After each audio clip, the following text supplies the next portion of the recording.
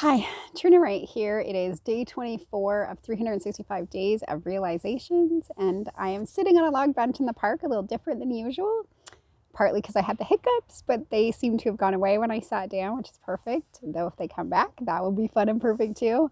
And also because I want to talk about a subject that's maybe a little bit more in depth and what I might say a little bit more meaty. And so I just wanted to be in a grounded space within myself to share about it.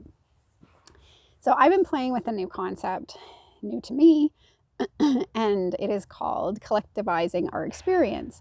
So, to back up a bit, we live in an illusion, and for the most part, those of us watching this video would have some reference point to that. It has an agreement around that we live in a simulation, that we're a soul here having an experience, and everything around us is a manifested illusion based on our own vibration. So, we are having reflected back within the illusion our own energy, our own selves. Why? So that we could come here and have this play of this experience of forgetting who we are, of thinking we're this body, of thinking it's an illusion, but the illusion is real, and it had to be so real that we would buy it, so that we could full on come into the remembering of who we really are and come back into union as our full self.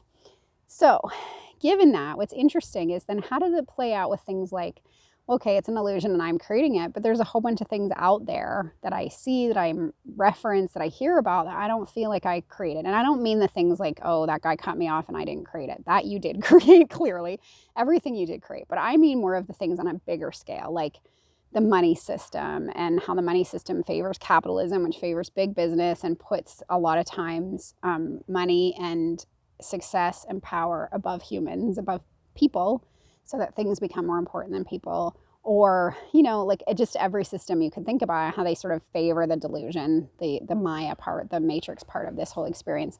So how did I create that? So I don't want to get into all the details of that, but one tiny aspect of that is that in the creating of it, and I think part of it was just agreements that we made to have this experience that sort of drew us away from the truth constantly, so that we really had to want it. We really had to be conscious and awake to move in that fully realized space of ourselves, pulled constantly by the lure of all these other things. That's what makes it so great, is this big catalyst that when we then consciously choose to move away from it, gives us the ability to really, really step into that fully.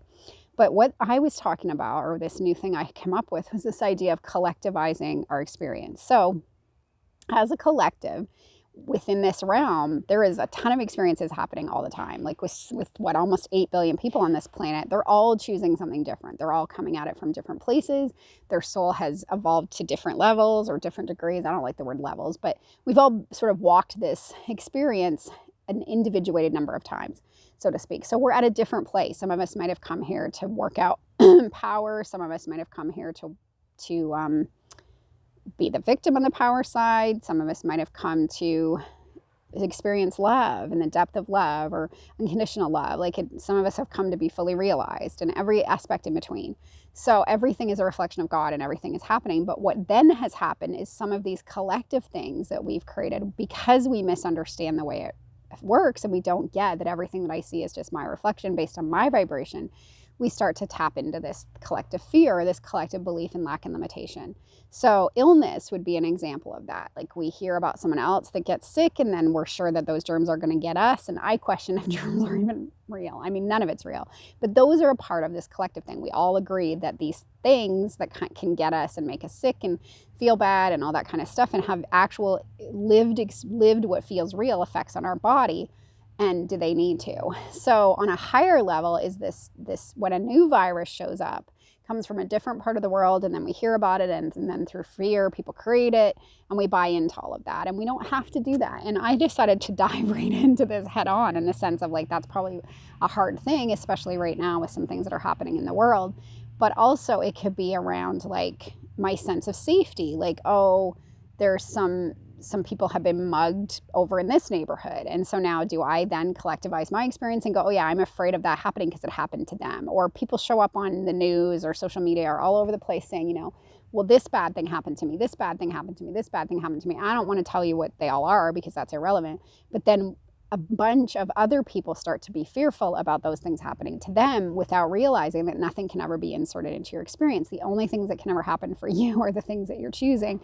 even if you're not consciously choosing it, you're still vibrationally choosing it. So how do we sit with that? And how do we then get in a place where we can feel like empowered and invincible and confident, so that we can say, you know what, that's not going to happen to me. That's not going to happen to me. That's not going to happen to me. Like, I live in a land that's really epic and awesome. I meet all fabulous, wonderful people. I have awesome, fabulous experiences. And when I see someone that seems kind of off and is doing their own thing, I often see them as a cartoon character. With no offense, it just feels like they're really amplifying some aspect of their own experience, probably because that's what they're working on. And it doesn't need to affect me.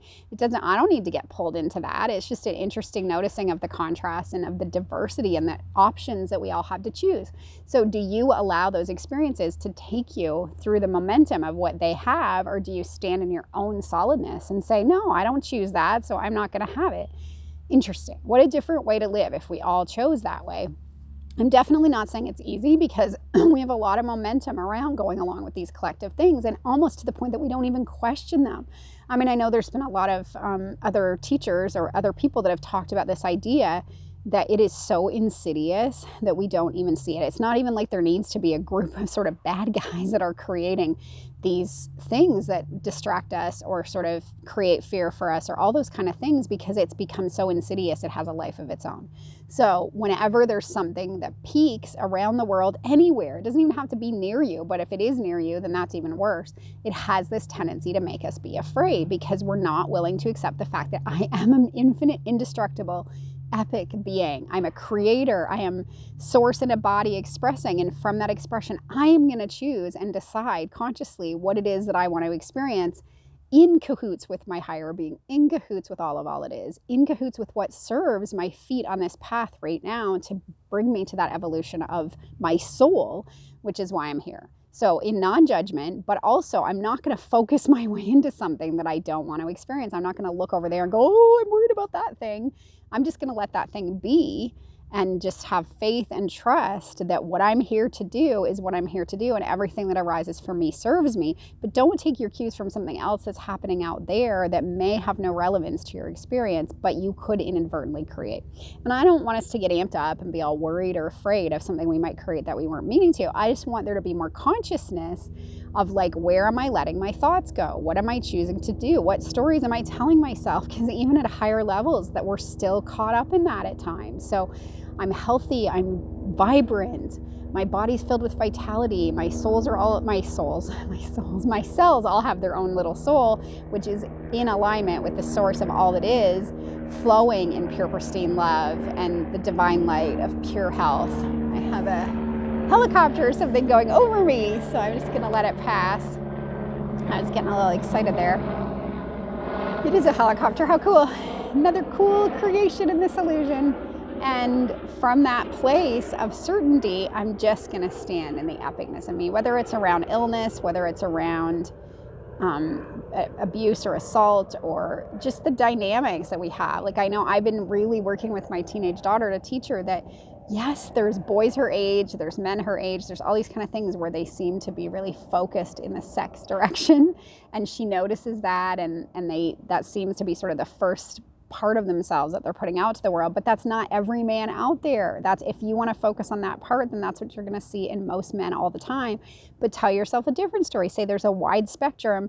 There's lots of men that are not feeling that are just totally in a different grounded place with all of their beingness, that really want intimacy and want feeling and want to have different expressions in the world. And so we get to choose even the aspects that we pull out of the people that we meet.